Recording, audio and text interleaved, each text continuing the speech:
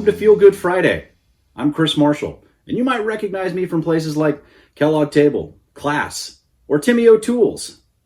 And the thing I missed most about not being at Weeble every week isn't the homework. It's seeing your smiling, beautiful faces and hearing about all the fun and exciting things you guys are up to. Hopefully this is a way for us to stay connected, even if we can't see each other in person. I hope you enjoy learning a little bit more about me and a few more of your classmates, and I certainly look forward to learning more about all of you in the coming weeks. Now, I know I said I missed all of you guys, but it's possible that the person I missed the most is our beloved Dean Kay. She's the only person that could get me to wear my name tag consistently. Let's take a look at what she's been up to.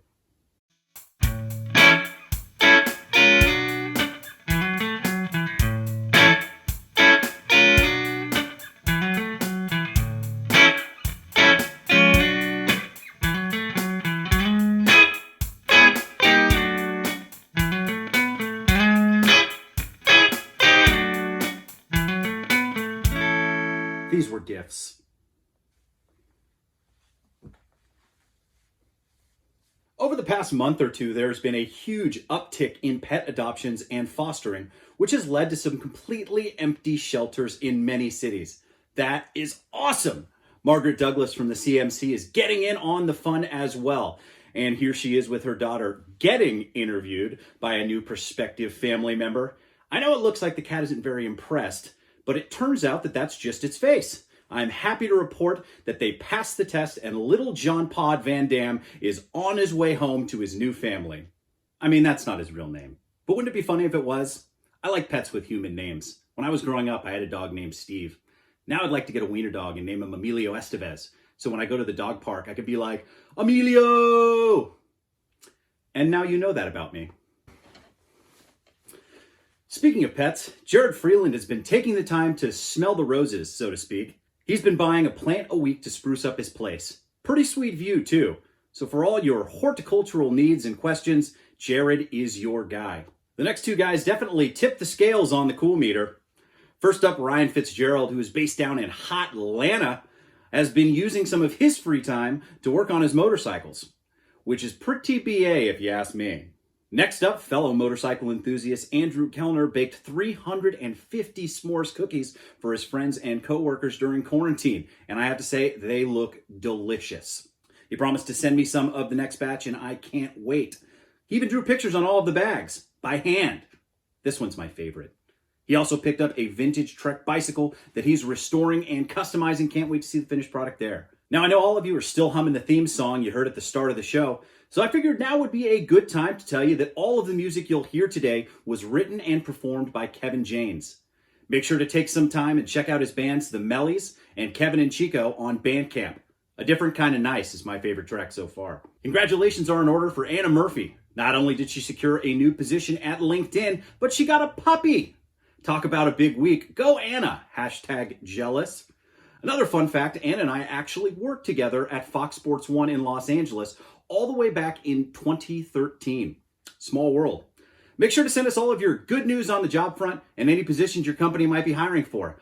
I know quite a few people who are very capable and good looking. As you can see, fitness hasn't exactly been a priority for me the last couple of months since the gym shut down, but I was inspired by British endurance runner Gareth Allen, who ran 100 miles in his backyard around a 40-meter track. That's almost 4,000 laps.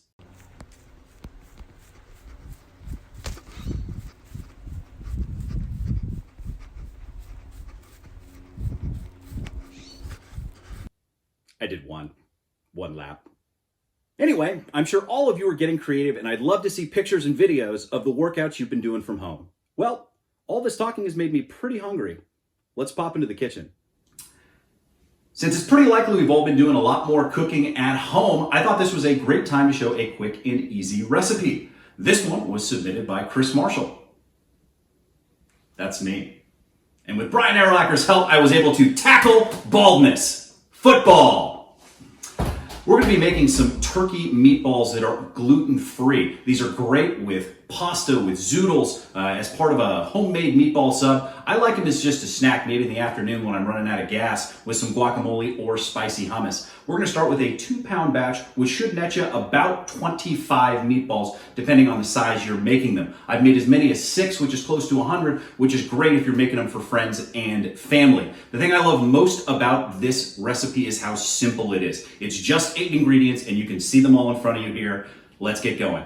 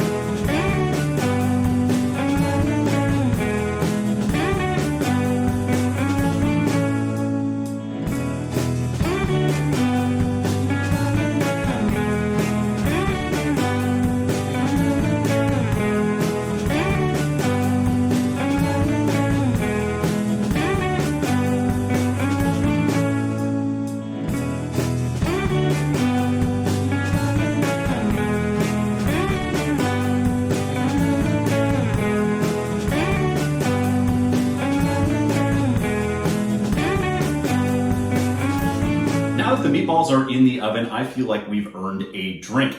I follow a lot of you on the gram, and I have seen some awesome homemade cocktails and homebrew beer. I see you, Nico. Sidebar, did you know that Jaeger makes a cold brew? It's 60 proof, so it's not as strong as the coffee I've been drinking the last couple of weeks. But if you're looking for a change of pace, it might be a good option for you if you're a monster. Well, this simple recipe comes from Juliana Patera.